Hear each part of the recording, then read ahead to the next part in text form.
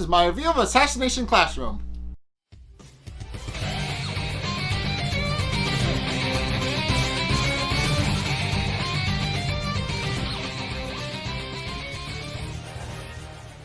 Okay, so in this episode, Class 3E, along with the rest of Kunigayaka, actually goes on a school trip, and Korosensei is the most excited.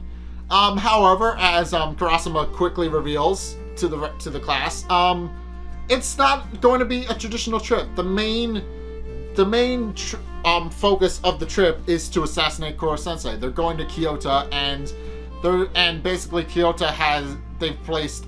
In addition to Korosensei, he's dividing his time evenly with the rest of the groups, and each of the groups, so we're going to be traveling in small groups of, I don't know, the main group that we follow in the episode has at least 6, so I'm going to say 6 students each.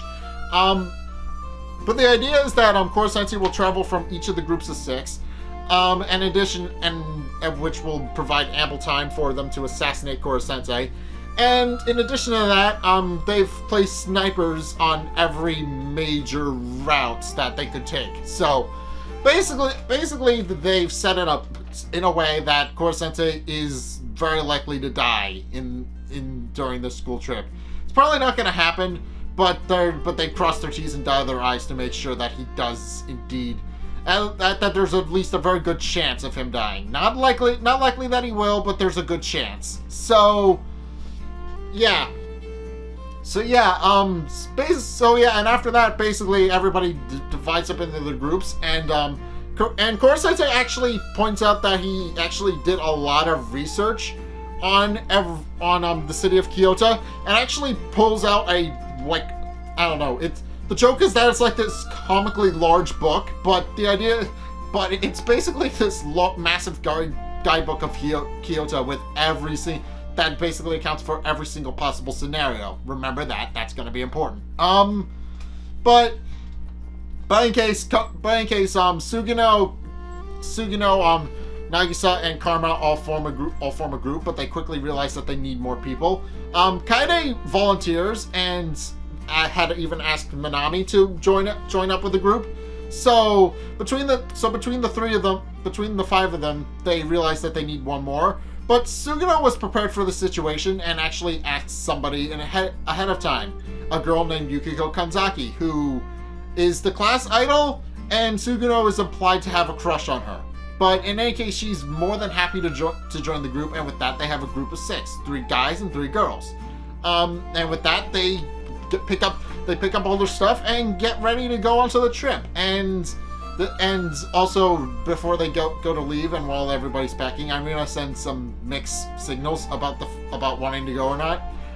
She implies that everybody's a little bit naive, but when they remark leaving her behind, she's very adamant that she wants to go. In my case, they go to the train station, and Professor Ono, who we've seen up to this point, so I'm not gonna picture him, but the class points out that the rest of the school gets to ride in first class while they ride in coach, and Professor Ono remarks that they know the rules and that's the way it has to be. And also, some of the students poke their heads out to make fun of Class E, but everybody shuts up when Irina struts onto the scene dressed out to the max. Basically, she's just dressed out to the max, and points out that the reason she's doing that is because she wants to make an impression, basically wherever she goes. But she's forced to change because Karasuma points out that she's there to be a chaperone and she's not there to be a runway model, basically. She's dressed like a runway model, that's inappropriate, so Karasuma makes her change. But in case everybody gets on the train, but it's revealed that Korosensei actually lost track of time and is instead sticking to the side until they can get to a stop. And in the meantime, turns himself invisible, save for his clothes, which obviously can't turn invisible. So, yeah, he's able to cloak himself, and Nagisa points out that's not really effective since he wears clothes basically all the time. So his clothes and luggage are very visible on the side of the train, and anybody who would look over at the train would see them. But eventually he does get on the train and even does up all of his makeup and stuff and his disguises. but quickly realizes that his nose doesn't fit, and one of the students passes him a nose that he made. So, which he's happily accepts mainly because it's a perfect fit. And Kaede remarks that it's really interesting for school trips because they get to see sides of people that they don't normally get to see, and she's happy about that. And sure enough, Nagisa responds in agreement, pointing out that he's excited to see what they'll learn about each other on the trip as well. At which point, Yukiko remarks that she's thirsty and asks if anybody else wants a drink. And she goes sure enough, Kaede and Minami join her and follow behind her. So, but as they're going to get some drinks, they actually run into some high school delinquents and she brushes aside, but she gets pushed aside. But it's later revealed that they're actually from a rival school. They're a rival group of high schoolers from a rival school who are also on a class trip, and take that opportunity to actually decide that they want to have some fun. And also note that they're students from Kunigagaoka who they don't have a very high opinion of because of the fact that they're kind of one of the more elite schools in the area, and they definitely are resentful of them. But the leader of the delinquents actually remarks that he plans to have some fun, and it's revealed that he actually stole Yukiko's itinerary, which she finds out when she gets to the hotel room. And Korosensei is also notably drained because he apparently gets motion sick, which is ironic since he moves at Mach 20. It's a little bit ironic that he's able to get motion sick, considering he goes faster than your normal train on a regular basis. So the fact that he gets motion sick is kind of funny to me. But in any case, Yukiko remarks that she can't find the itinerary that she made, and Korosensei points out that she most likely won't need it since he made those massive guidebooks I told you about, and how they have a whole bunch of information that would help her in place of an itinerary. Although everybody remarks that the main reason that she made the itinerary in the first place was to avoid having to lug the massive ass book around. So yeah, there's a good reason that she made the itinerary, and it's so that she didn't have to lug Korosensei's guidebook around, and for good reason, because the thing is heavy as shit. But in case the next day after they leave the hotel, they begin to go on their tour and begin to wonder why Kyoto of all places seems like an assassination, a good assassination hotbed, because Karasuma wants Korosensei dead on this trip, and I don't think that's going to happen. But I know that's not going to happen because it's Korosensei. He's been established to be unkillable. That's what part of his name means. But Benge says they're pondering whether or not it would be a good fit to actually assassinate Korosensei in Kyoto. They actually discovered that Kyoto is actually a bit of a hotbed for assassinations.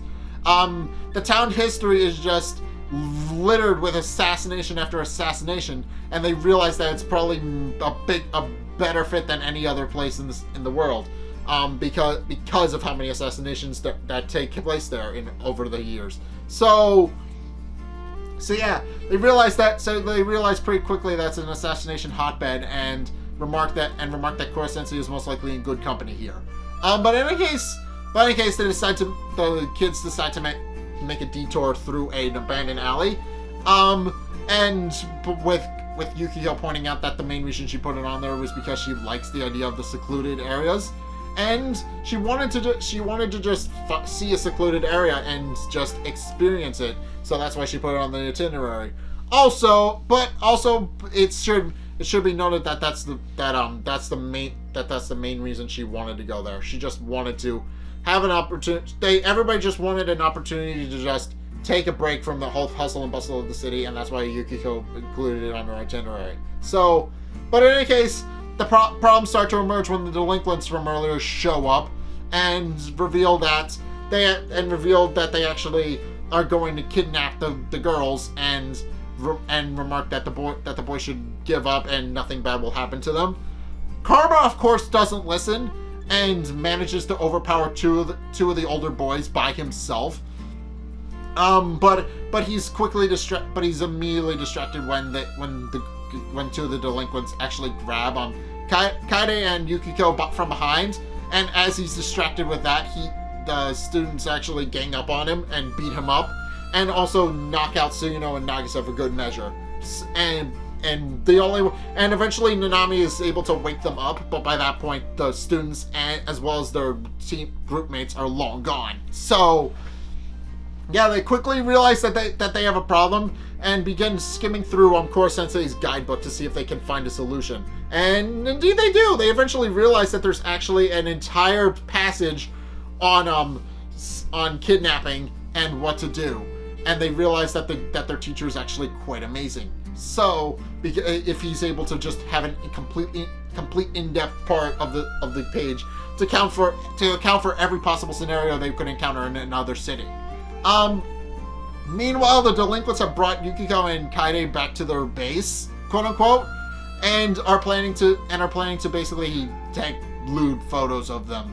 That's their goal, and point out that they can scream as much as they want since nobody's going to hear them anyway.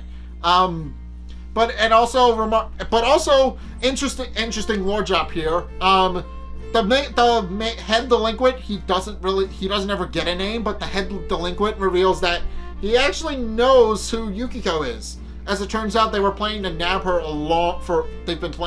for a while, but it's revealed that she has a bit of a rebellious streak. She spent a lot of time hanging out in arcades and just being glammed up to the max. So yeah, she definitely had a bit of a rebellious side, which Kaede is a little bit impressed by. And once the delinquents leave the room to discuss what they're going to do with their captives, Kaede and Yukiko strike up a conversation, and Kaede is a little impressed that even the class idol, the quote unquote, actually had a phase, I guess. And Yukiko responds that yes, she did, and points out that the main reason she's in Class E is because she just felt that her parents were way too strict, and just wanted to just get away from that strict household that she lives in, and try and just relax. And that's why she hangs out in arcades. She just goes to arcades to hang out, be herself, away from people who know her. And not surprisingly, she's wound up in Class C because of that. Because eventually it did catch up with her, and it did cause her grades to suffer, so she's in Class C now. But in case the main bully overhears this and remarks that she would fit right in with the rest of the group, since they don't really care all too much about good grades or anything like that. They don't really care. They don't like people who are kind of high and mighty toward them, and for good reason. They're delinquents. They don't like it when people just kind of dismiss them and call them bad and terrible and lazy. So of course they lash out at anybody who does better than them. And also offers to give Yukiko a spot in their gang after they of course do what they're going to do. But Kaede responds that he's a jerk. At which point he picks her up by her neck and points out that she is exactly the kind of person he was talking about. The kind of person who feels all smug, looks down at their nose at him, and he isn't entirely appreciative of her attitude. But in any case, he eventually puts her down and and tells them exactly what they're going to do. That the second their photographer buddies show up, they're going to snap their little photos, and then they're going to basically lie about what happened, saying they have been at karaoke and lost track of time, which is a lie, but as long as they keep to that lie, nobody gets hurt. And sure enough, right on time, the main bully starts hearing footsteps in the hallway, and believes that his photography buddies are there, but then is thrown for a complete loop when Nagisa and his friends show up instead, and pretty impressively, Nagisa starts reciting verbatim from the book that Korosensei provided all of the information regarding kidnappings and what to do.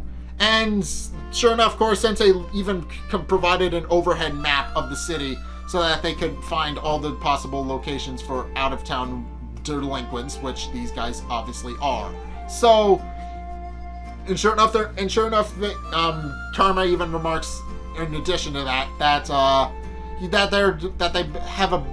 there's a very good chance they're not going to walk away because Karma's upset.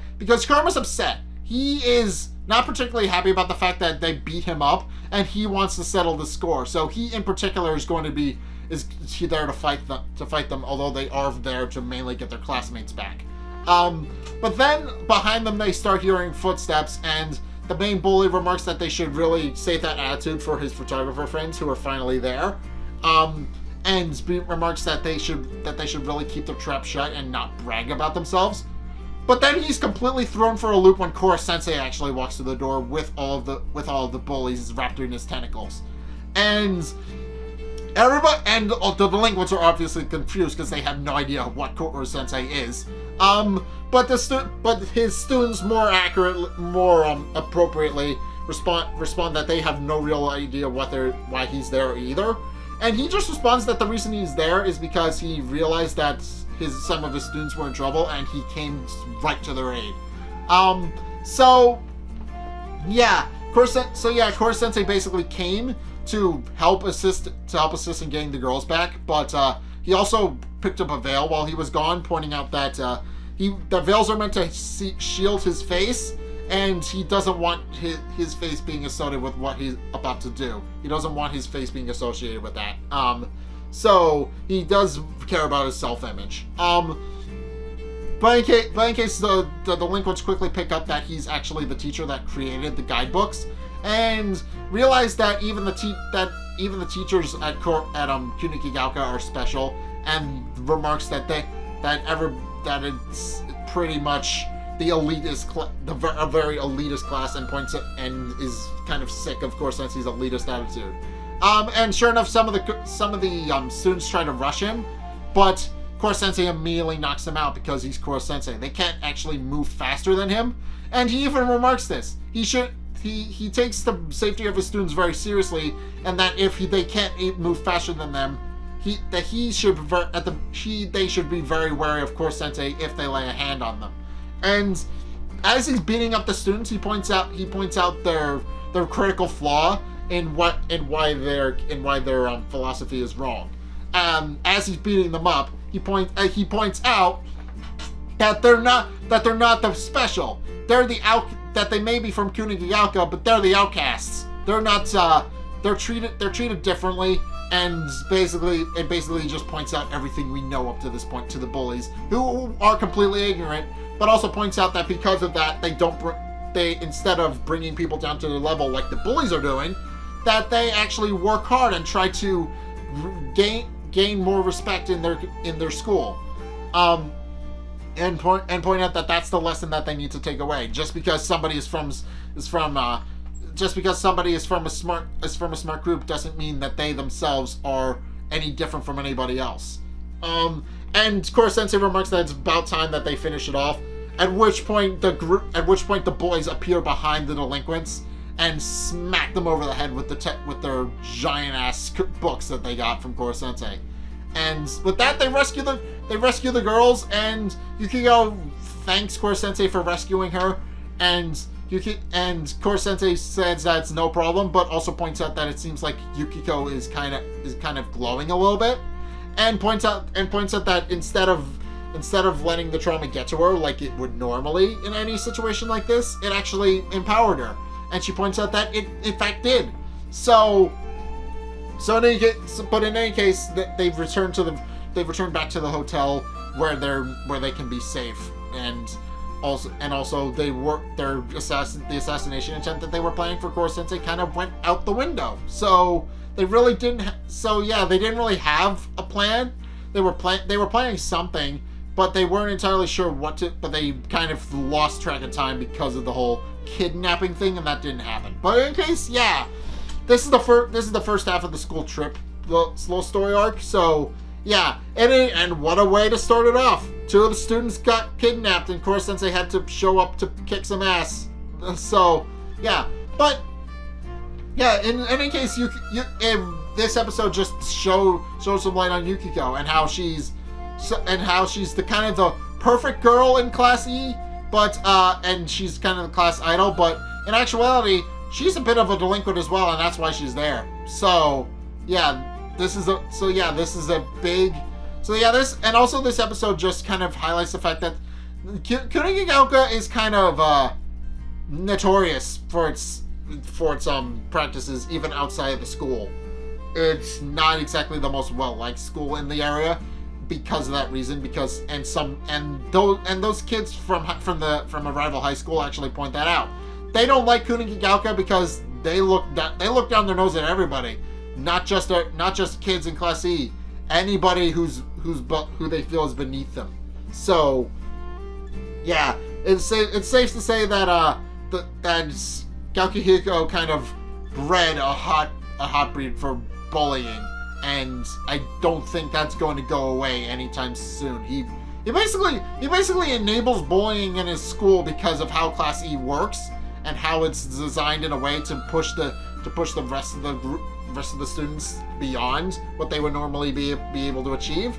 And the end result with that is that they kind of look down at their nose at everybody else. So yeah, but in any case, yeah, that's my review of Assassination Classroom. What did you guys think? Let's get a discussion going in the comment section down below, or over on my Discord server, link in the description. Anyway, thank you guys so much for watching. If you enjoyed, be sure to like, comment, and subscribe. Also, be sure to follow me on Facebook and on Twitter in the description below. And also, be sure to check out my Patreon in the description below as well. It's only a couple of bucks a month. It really helps me out, and you guys get access to a bunch of cool perks that I'm always saying thanks. So be sure to check those out in the description below as well. But in any case, thank you guys so much for watching, and until next time, I'll see you guys in the next video. Peace!